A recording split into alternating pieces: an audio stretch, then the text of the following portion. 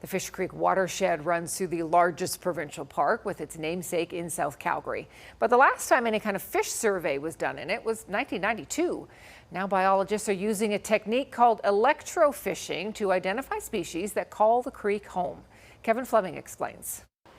They've had to wait for the water to clear after a record July rainfall. Now this team is collecting data from 30 sites in Fish Creek and its tributaries. Elliot Lindsay operates an electrofisher and works a 300-meter section of the creek. So the person wearing the backpack, they're putting out about 200 to 300 volts of DC current into the water at a really low amperage. And what happens is that causes fish, their muscles on either side of their body to contract. The stunned fish are then captured and placed in a bucket. This is the first time anyone's looked at what's living in the watershed since 1992. The team is now in Pritis, but started where the creek meets the Bow River. We caught a lot of fish. I think we caught almost 600 fish in a 300-meter reach.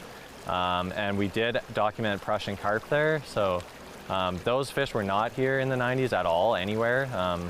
So that's like a new development. Ross Anderson says the team is putting in long days to document the species, but he says most of the fish they're finding upstream are what they'd expect to find. In these areas, we're finding a lot of long-nosed dace, trout perch, white suckers, and then some trout as well, rainbow trout. Fish Creek is an incredibly important tributary for a lot of spawning trout fish, so it does absolutely play into the sport fishing that we see in the Bow River. David Swan knows Fish Creek well and is looking forward to seeing the results of the study. Climate change seems to be a factor, clear-cut logging up in the Kananaskis, and a lot of withdrawals along the Fish and Pritis Creeks. So we've got to find out more about the quality and quantity of water here.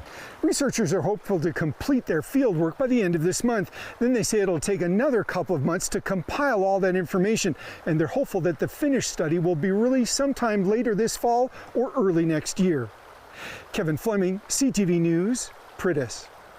That finished report will be available to the public through the Fish and Wildlife Internet Management System, along with the Friends of Fish Creek Provincial Park Society.